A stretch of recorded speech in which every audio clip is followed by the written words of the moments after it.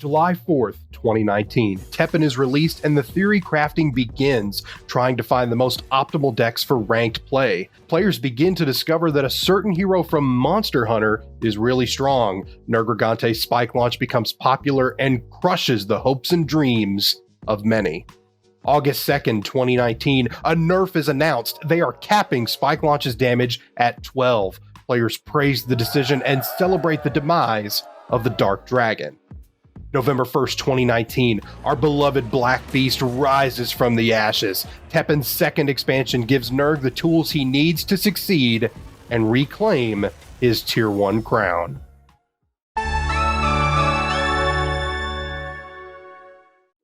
Spike Launch is Nerg's strongest hero art. It's 20 AP to deal damage spread among all enemy units. That damage cannot exceed 12. That damage is equal to the amount of life your hero has sacrificed throughout the match. Black and green are the best elements for those goals. Just like with the Nero deck guide, I've got a budget build that should be accessible for most players and a more expensive one. My matches will be played using this build. Feline, Lair, and Iris all provide high health and extra MP generation. Don't be afraid to buff them up with Heartless Experiment, Psycho Power, and the effect on William Birkin.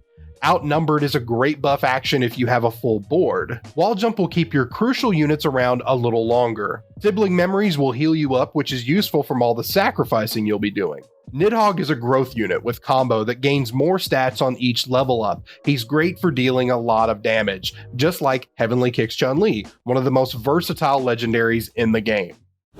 This first match is against Ryu because Ryu is very popular right now. A lot of people think he's broken, but in my opinion, Nergigante's got a really good matchup against Ryu. I would say 50-50 at worst, 60-40 at best. So here we go. We've got a great starting hand. We've got two batteries. We've got a potential damage dealer in Nidhogg, and we have a buff in Psycho Power so we can get that sacrificing on the go. So we drop Iris first naturally because she's the strongest in terms of the boost. Then we throw down Lair. Chill Penguin comes out in the middle. Now Chill Penguin is very scary. One of Red's best new cards that they got out of the Devil's Awaken expansion. So we throw down William Birkin, which we drew into to buff our other two units.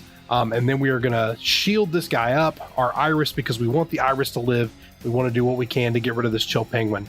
And out comes Trust and Suspicion to deal 4 damage to that Birkin to go ahead and pop it. We'll take that opportunity to use the free MP to do Psycho Power on the Iris to make her a sizable threat so she can trade with this Chill Penguin more effectively. And we're in good shape. Despite the health deficit, we are in good shape. This is what we want. So we throw down our second Iris up top. We now have a lot of MP boost to be using a lot of different spells, but we haven't sacrificed a ton of health.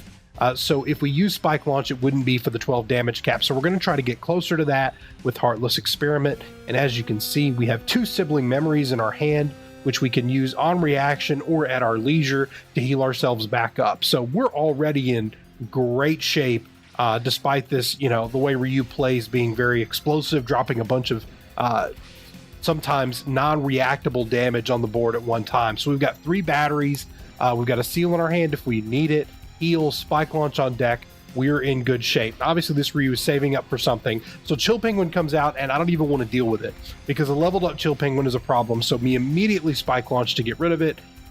He has 9 HP left, and out comes the BB Hood to get rid of that Iris up top. But we have another one. So we throw down our other Iris.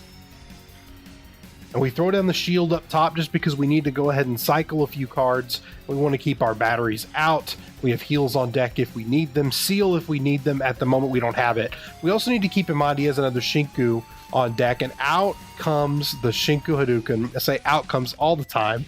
That middle Iris dies to the damage coupled with the second BB Hood there. Now it's time to throw out a Nidhogg with another Psycho Power. Now Nidhogg has combo, basically the same stats as Gale, the 1/6 Gale with combo that's a red unit, just slightly a little bit different. Now the mistake I make here is using Heartless Experiment on this Iris at the top, when in reality, if I had used that on the Lair at the bottom, I would have won this match more than likely much earlier than I do end up winning it. Spoiler alert. So this match is going to drag on a little bit longer because I made a mistake. So we get the Sibling Memories off to heal a little bit more. Guy comes out on the bottom to clear up our Lair. So we've lost all of our MP generation, but that is okay. We've got 2 combo damage dealers up top. So we've got enough power there for that Nidhogg at the top to close out that match. So the Ryu matchup definitely winnable. You just have to get ahead of him. Now we're up against Wesker, someone who's definitely fallen in terms of popularity compared to where he was in Day of Nightmares and even in Core. That's just because of some really strong nerfs to what Wesker does in terms of having a stronger late game. So this hand is okay. It's not fantastic, but we'll take it. We've got an MP battery in terms of the layer, and you'll see when we play her, we drew into another one, which is fantastic. We've got William Birkin to get our sacrificing going, and we have 2 seals, which the seals are great to have because of this tyrant right here. We have Mr. X, who, as you know, when he dies, if he is not sealed, he creates a super tyrant. So we throw out William Birkin in the middle to make these layers a little bit stronger, and we're just waiting for the right opportunity to seal this tyrant right here, see if we can get the seal off to prevent that super tyrant from becoming a problem. And as you will see, he does not have a response to that, so this tyrant is just going to die without giving way to his much stronger counterpart. He immediately chooses to rebirth, which is going to bring back a unit from the graveyard with -1/-1. If you're not familiar with that card, we take the opportunity to use the free MP to give that bottom layer a shield because we need to cycle through cards, and we're in good shape. So the tyrant comes back, a much weaker tyrant, but we have another seal on deck, so it's not the end of the world. And we have outnumbered. This will be the first time you get to see this action showcase, but basically, if you have a bigger board, you're going to get more stats out of it, and it's good on a unit like Nidhogg, who already has high health and combo. So now we have Spike Launch, but we're just waiting for the right opportunity to use it. The Super Tyrant is there. We did not choose to seal him. We try to shield our Nidhogg, but it's going to get obliterated. And there's not really much we can do about it other than choose to seal the Super Tyrant, which makes him a lot less scary, removes his agility and his combo. So that is what we decide to do, leaving a lane open. But we still have Spike Launch on deck, and we've definitely sacrificed close to enough to have that at max 12 damage. So we throw out another William Birkin to get us a little bit closer to that, to beef up our units on the bottom. And then our first William Birkin goes bye-bye. Comparison to the unit in the middle that he chooses to do Desperate Act on to get that growth. And if you're not familiar with it, it turns into a green unit that gives you life, and it also has spillover, and that is that unit right there. So this is the great opportunity to use Spike Launch. It's not going to clear both of them, but it is going to soften them up so we can get rid of them. Aziza Yaku comes out in the middle for the seal. The seal at this point, the only thing it's going to get rid of is the spillover, but I want to keep that William Birkin up top alive if I can, because he's got high attack but low health. So spillover no longer a factor. We use Psycho Power on the ZZ to trade with that unit in the middle, and then Birkin trades with that unit at the top. So we still have a layer on the bottom for MP generation. We've got some Nidhoggs on deck. We have the life lead at this point, and we're close to another Spike Launch. He chooses to rebirth, so with the 2 free MP, we're going to use Sibling Memories, and we're going to get some more health back. Now he gets a Super Tyrant, which is just going to be a 1/7 at this point. And then Ouroboros is activated, bringing back that unit, which is going to give him 7 more life. So we throw down the Feline for MP generation, plus Spike Launch. 6 damage being spread evenly allows for a quick cleanup of that Super Tyrant, leaving just that unit at the top with spillover. So at this point, we are going to try to get Nidhogg to close out this game, so he's a great target for outnumbered, making him a 3/9 with combo, swinging for 6. So he's going to close in and get a little bit closer. And then we throw out the other Nidhogg to level him up, to give him just a little bit more health. And at this point, we have firm control over this match, despite all the units that are being played. Now is a great time to use Psycho Power because he threw out a 3/7, and if this thing gets growth, it's going to give him more health, extend the length of this match, which is not what we want to happen. But he also has a Psycho Power, and realizing he doesn't really have anywhere to go, he surrenders. So a little bit longer of a match there.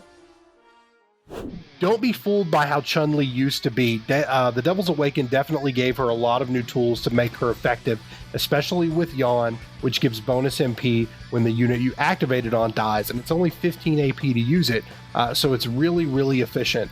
Right away, I'm not a fan of the starting hand because we don't have any MP batteries. The one thing I do like about it is we have 2 the 3 buffs, if you include the Birkin, which we do, to get our sacrifice rolling to build up Spike Launch, which will come into play at some point. So we choose to do Heartless Experiment on this Nidhogg and make him swing for 6 because he has combo, which is successful, knocking the Chun down to 24.